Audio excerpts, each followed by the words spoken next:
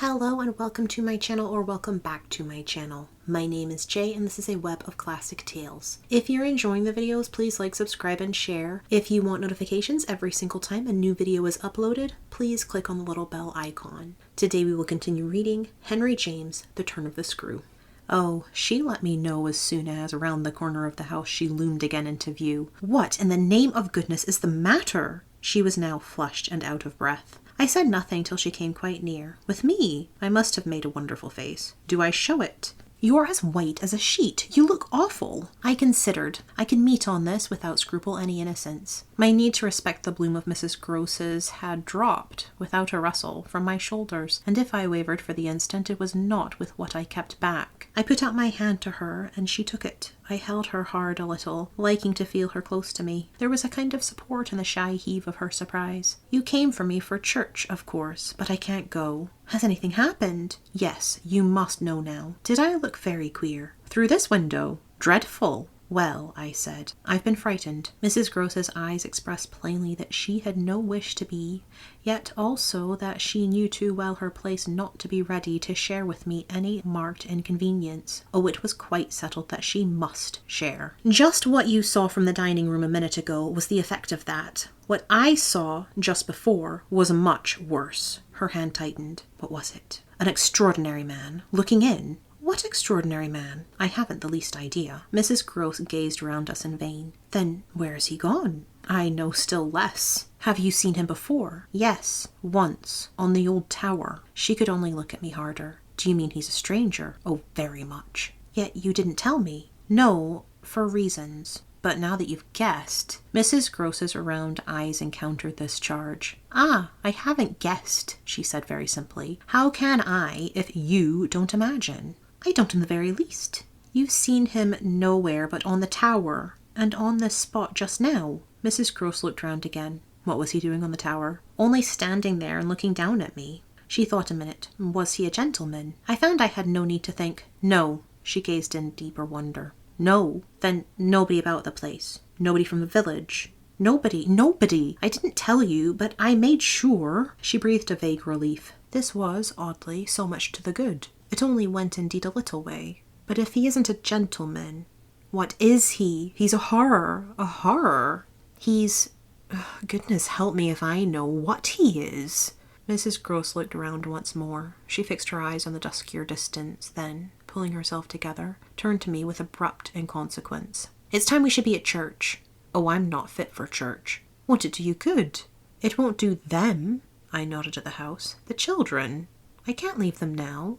You're afraid. I spoke boldly. I'm afraid of him. Mrs Grose's large face showed me at this, for the first time, the faraway faint glimmer of consciousness more acute. I somehow made out in it the delayed dawn of an idea I myself had not given her, and that was as yet quite obscure to me. It comes back to me that I thought instantly of this as something I could get from her, and I felt it to be connected with the desire she presently showed to know more. When was it, on the tower? About the middle of the month. At this same hour, almost at dark, said Mrs Grose. Oh, no, not nearly. I saw him as I see you. Then how did he get in? And how did he get out? I laughed. I had no opportunity to ask him. This evening, you see, I pursued. He has not been able to get in. He only peeps. I hope it will be confined to that. She had now let go my hand. She turned away a little.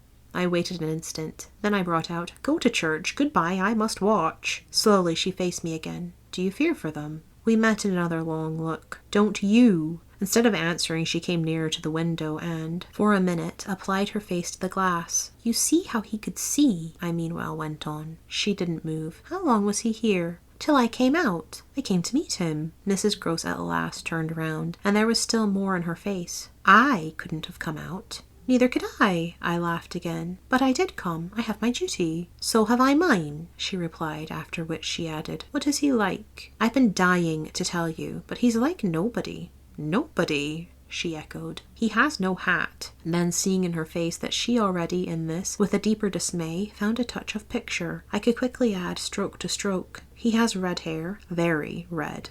close curling, and a pale face, long in shape, with straight, good features, and little, rather queer whiskers that are as red as his hair. His eyebrows are, somehow, darker. They look particularly arched, and as if they might move a good deal. His eyes are sharp, strange, awfully. But I only know clearly that they are rather small and very fixed. His mouth's wide, and his lips are thin, and, except for his little whiskers, he's quite clean-shaven. He gives me a sort of sense of looking like an actor. An actor? It was impossible to resemble one less, at least, than Mrs Grose at that moment. I've never seen one, but so I suppose them. He's tall, active, erect, I continued, but never a gentleman. My companion's face had blanched as I went on. Her round eyes started, and her mild mouth gaped. A gentleman, she gasped, confounded, stupefied. A gentleman, he. You know him, then? She visibly tried to hold herself. But he is handsome. I saw the way to help her. Remarkably. And dressed? In somebody's clothes.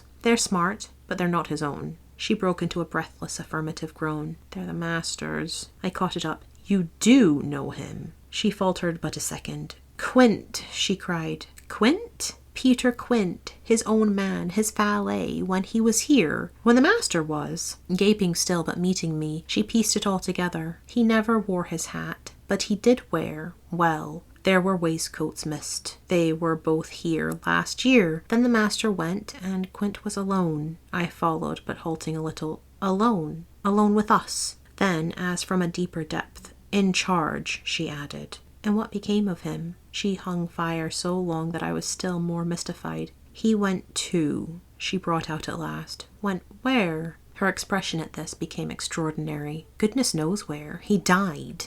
Died! I almost shrieked. She seemed fairly to square herself, plant herself more firmly to utter the wonder of it. Yes, Mr. Quint is dead. Thank you for listening. This has been Henry James, The Turn of the Screw, Chapter 5. I've been Jay. This has been a web of classic tales. Please like, subscribe, and share. Click the bell icon for notifications. I hope you're having a fantastic day. Have a nice life, and I'll see you next time.